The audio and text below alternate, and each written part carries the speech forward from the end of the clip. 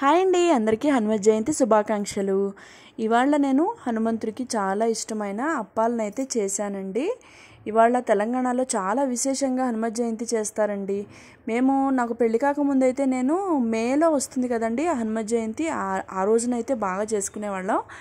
మేము హైదరాబాద్ వచ్చిన తర్వాత నుండి కూడా మేము ఈ మంత్లో ఏప్రిల్లో కూడా మేము చేసుకుంటున్నామండి. ఇంకా మార్నింగ్ తొందరగా లేచేసి నైవేద్యాలు అయితే తొందరగా చేసుకుందామని ప్రిపేర్ చేసుకున్నాను అనమాట. అలాగే ఆంజనేయ స్వామికి ఎంతో ఇష్టమైన అప్పాలను అయితే చేశానండి. నేను అప్పాలను అయితే బొంబాయి రవ్వతో అయితే చేశానండి, ఎందుకంటే పిల్లలు ఇష్టంగా తింటారని. ఒక గ్లాస్ వాటర్ అయితే నేను ముందు మరిగిచ్చేసుకుని అందులో సేమ్ క్వాంటిటీ బొంబాయి రవ్వ, అలాగే పంచదార, ఇలాచి, కొంచెం నెయ్యి అయితే వేసి ఉడకబెట్టుకున్నానండి. అది కొంచెం చల్లారిన తర్వాత ఇలా బిళ్ళల్లాగా చేసుకుని ఆయిల్లో వేయించేసుకోవడమే.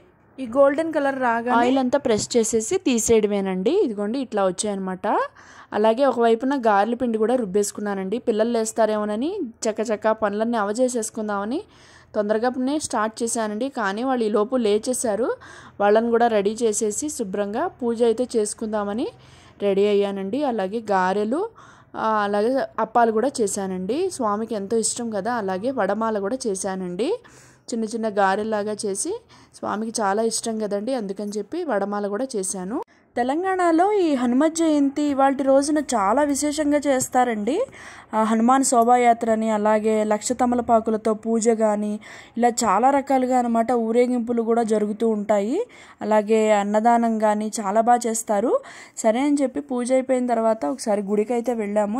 లక్ష తమలపాకు పూజ అయితే జరుగుతోందండి. అలాగే బయట డెకరేషన్ అది కూడా చాలా బాగా చేశారండి. ఇంటికి వచ్చేసిన తర్వాత టిఫిన్కి అయితే ఆల్రెడీ గారెలు, అప్పాలు అయితే చేశా కదండి, అవే అయితే పెట్టేశాను పిల్లలిద్దరికి. మేము కూడా తినేసామన్నమాట. అలాగే బయట మాకు గుడి అయితే దగ్గరలో ఉందండి. బయట అన్నదానం అయితే ఇవాళ పెడుతున్నారు, అందుకని ఏర్పాట్లన్నీ చేసుకుంటున్నారు అనమాట వాళ్ళు. ఇక్కడంతా కూడా మొత్తం చాలా రోడ్డు వేసేసారండి. 12:30కి అయితే భోజనాలు స్టార్ట్ చేసేసారు. అన్నదానం కూడా చాలా బాగా జరిగిందండి అక్కడ. అలాగే సుందరకాండ పారాయణ అయితే పెట్టారు. సరే, నేనైతే చింత చిగురు తీసుకొచ్చారండి. మా వారి వాళ్ళ మార్కెట్ ఉంటుంది మాకు, అందుకని చింత చిగురు చాలా రోజులు అయింది, చాలా ఫ్రెష్గా కూడా ఉందండి. ఇక్కడ తీసుకొచ్చారనమాట. సరే అని చెప్పి చింత చిగురు పప్పు అయితే చేసేసానండి. చాలా పుల్లగా ఉంది. అలాగే చాలా హెల్త్ బెనిఫిట్స్ కూడా ఉంటాయి కదండి చింత చిగురులో.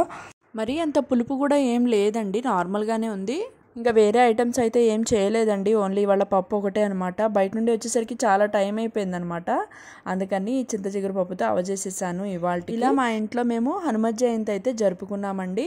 ఈవినింగ్ అయితే హనుమంతుడిది శోభాయాత్ర కూడా ఉంటుందండి, అది కూడా వీడియో తీయడానికి ట్రై చేస్తాను. అలాగే నా ఛానల్ ఎవరైనా కొత్తగా చూస్తున్నట్లయితే లైక్, షేర్, సబ్స్క్రైబ్ చేసుకోవడం మాత్రం మర్చిపోకండి. ఉంటా, బాయ్.